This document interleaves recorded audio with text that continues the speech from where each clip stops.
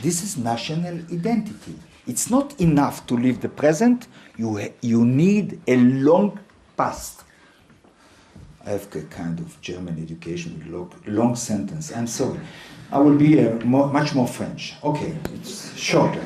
The bottom line, the theoretical bottom line is that it's not nations that create nationality in nationalism, but it's nationalism that create nations.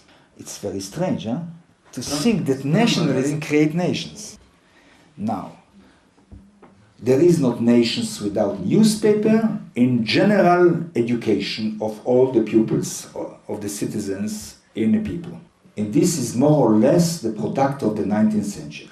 Then I will not fix for you when the Bulgarian people started, because I'm a nice person, but the Israelis knows that I'm not very nice. Because my book tried to show that in the modern sense of the word people, it's Zionism that creates the Jewish nation.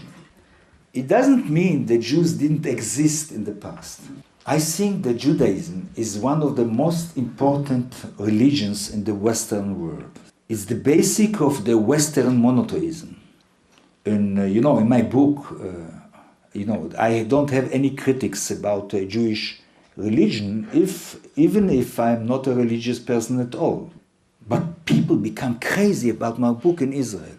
Saying that Judaism is a very important religion and not a very important nation make the Israeli historiography afraid for me. At the beginning, I didn't understand why exactly. No, really, it's not a joke. Later, with the critics, I started to understand the problem. You see, naturally, we believe that people, nation, has a right on the land, of a land, no? But religion doesn't have a right of a land. Then if I say that Judaism is a great religion and not a great chosen people, by the way, about the concept of chosen people, you have to understand, I'm not critic about the belief of a lot of Jews that they belong to chosen people. I'm not critic at all. The concept of people was a concept of a religious community, living, existing under the Christian civilization, and later under the Islamic civilization. To continue to be a Jew, you can do it with the concept of a chosen people. Then a little Jew here, near the Christian cathedral, the biggest Christian cathedral, believing that he belongs to a chosen people 100 years ago, it's quite different. And then a colon in the occupied territories, a settler in the occupied territories, colony.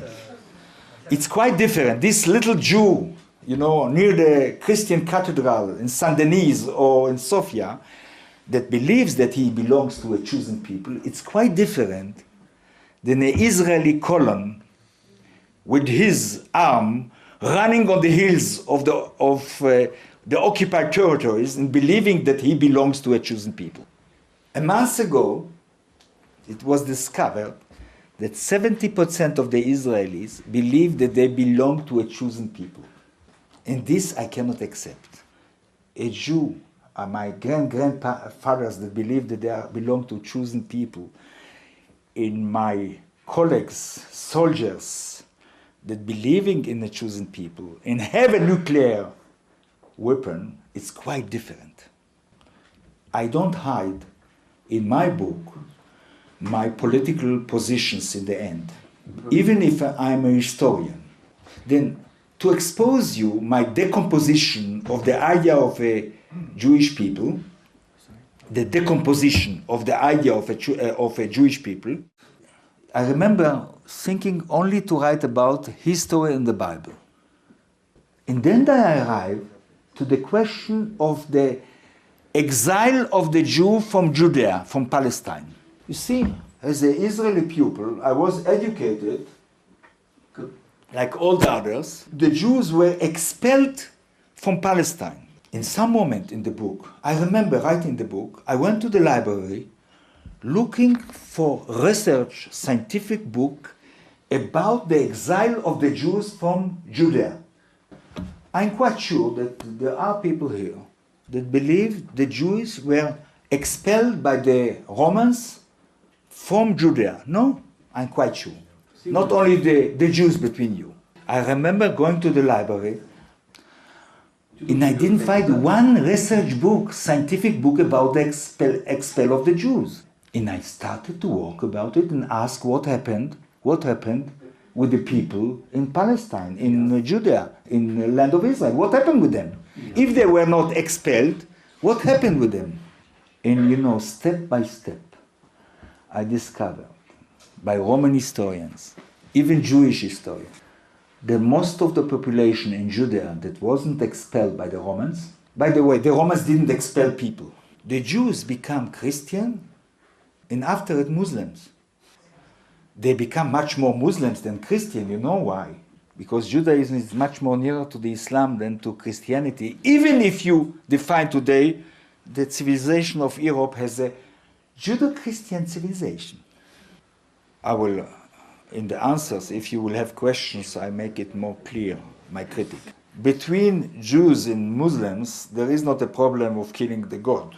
The Muslims don't believe that we killed their son of God. It's very important. Okay, and also the Muslims didn't believe that a God can make a son, like the Jew. Then the population become Muslims without knowing that they become Muslims, because Muhammad is another prophet that recognized all the other prophets before. That my conclusion that in the 70th century, most of the Jews become Muslims. It's not my opinion. I'm not original. The first Zionist coming to Palestine, Ben Gurion, you heard the name David Ben Gurion? They believe that the Arabs in Palestine are the descendant of the Jews. It's not me. Till the first revolt of the local people against the Zionist colonization, Zionists say that the Palestinians are the real descendant of the ancient Hebrew. And they accuse me that I believe that Palestinians today, they are the real Jews. The real Jews are the real descendant of the Jews. The Palestinians? No. I think that Palestinians of today are a mixture. Now, I don't believe that the Palestinians are the direct descendant of the ancient Hebrew. I think that it's a people, a mixed people, like all the people in the world. Even the Bulgarian. Sorry. But the chance that a Palestinian will be a descendant is much greater than me and a lot of Jews that are in this room. Sorry again. Now, if the Jews were not expelled from Judea, how come that there are so many Jews in the world? The answer is very simple. Judaism was the first proselytic religion in the Western monotheism.